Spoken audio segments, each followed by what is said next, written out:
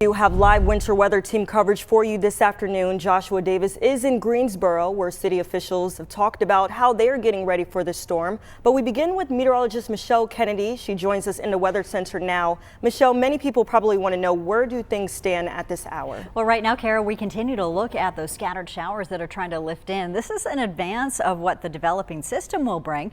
So we have a few scattered showers that may bring you a couple sprinkles, maybe not a whole lot on the ground for folks across the Tri just yet. It's that winter weather that does take shape, we believe, late Saturday into Sunday. That, of course, is the topic of the Governor's Conference this afternoon. You can see here we've got the snow, the wintry mix trying to build first in Texas and parts of Oklahoma. This happens on Friday. That's where we start to see that low take shape and develop. Right now, it's still just developing, we believe, as we get into late Friday and early Saturday. So we don't have anything to look at just yet in terms of what will cause our winter weather.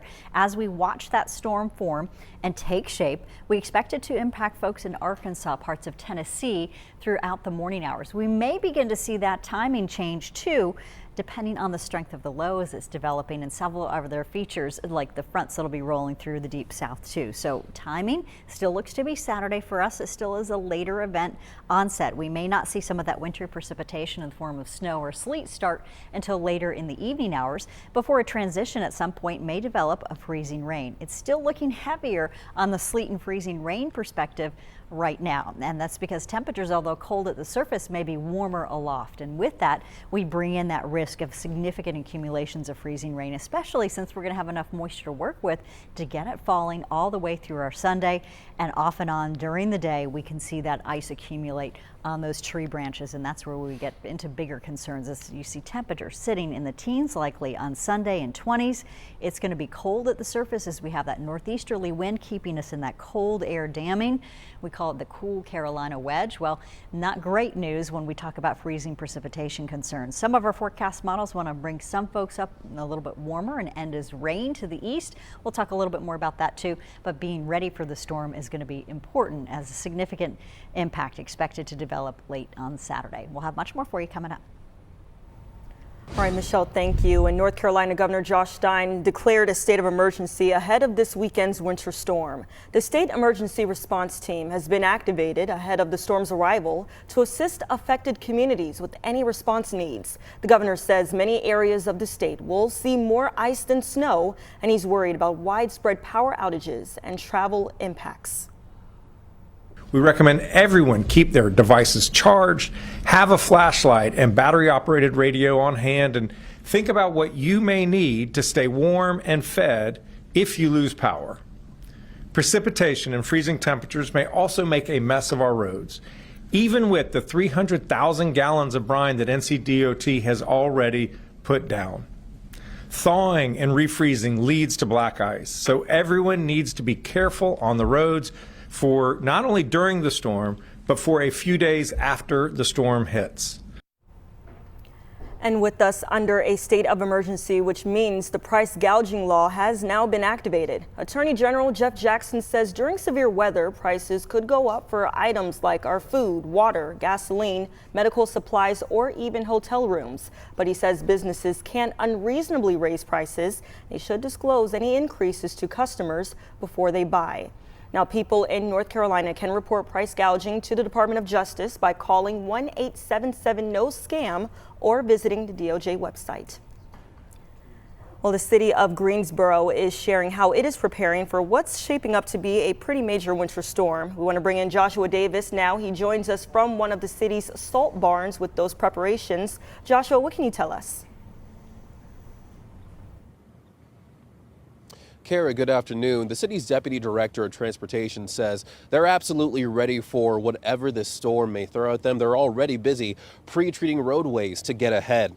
Right now, the city has about 5,000 tons of salt spread between two locations, with more deliveries planned for next week. Nathaniel Moore says it's not just their salt supplies. Their equipment is already pre-positioned so they can wage a proactive snow fight. His staff will have to cover about 2,500 miles of road, paying special attention to overpasses, bridges, and shaded areas. Once the storm hits, they'll shift into emergency operations, with crews running 12-hour shifts until the weather lets up. Initially, you get out ahead. We try and do everything pre-positioned ahead, but we know that with these low temperatures that are going to come in, this is not going to go away in a day. We know that we're in for the long haul, and we're ready to, be out there as long as we have to until we can get everything safe for the traveling public.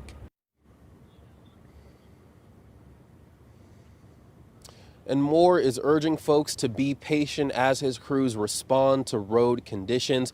And if you don't need to be outside, stay home.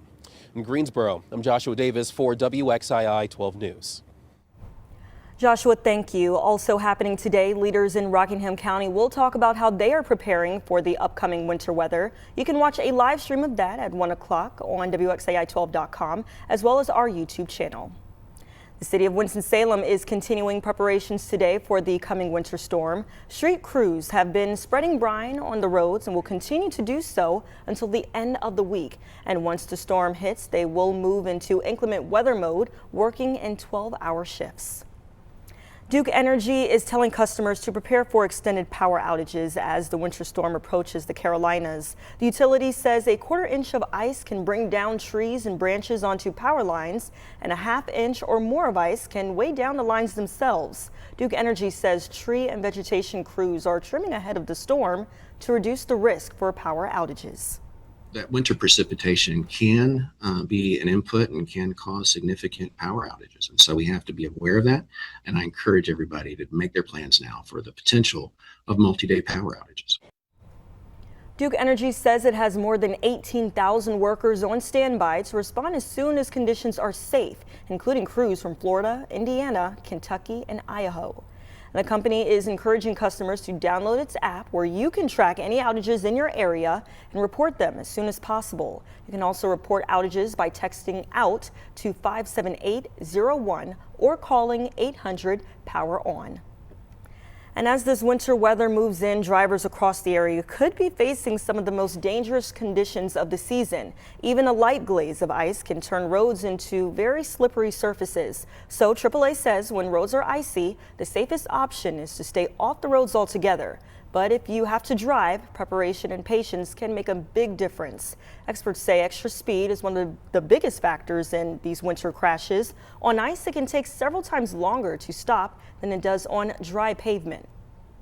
The main thing you want to do is not slam on the brakes. More importantly, make sure you're driving slow. A lot of times you can avoid these skids if in fact you were driving slowly. Give yourself extra following distance from the car in front of you. We say an extra 5 to 6 seconds depending on weather conditions. AAA recommends steering gently and braking gradually to maintain your control. Now the bottom line, slow down, give yourself extra time, and if you don't need to be on the roads, stay home. Preparing for our animals for this winter weather is just as important as preparing for ourselves. Dogs and cats are not used to these freezing temperatures. A vet with the First Sight Humane Society says you can consider using booties or wiping off their paws to keep them from getting chapped. De-icing agents may taste good to the animals, but they are highly toxic, so avoid using those or letting your pets off the leash near them. Sweaters are great, but you gotta watch their paws too, right? So they do better than us, right? Like they are animals, and we have, they have fur, so they do better than us. But like I said, a lot of the animals here are not used to it, right? So it's just best practice is if they're your pets, keep them inside. If you're letting them out to go, monitor them closely, keep them on a leash, and bring them back in.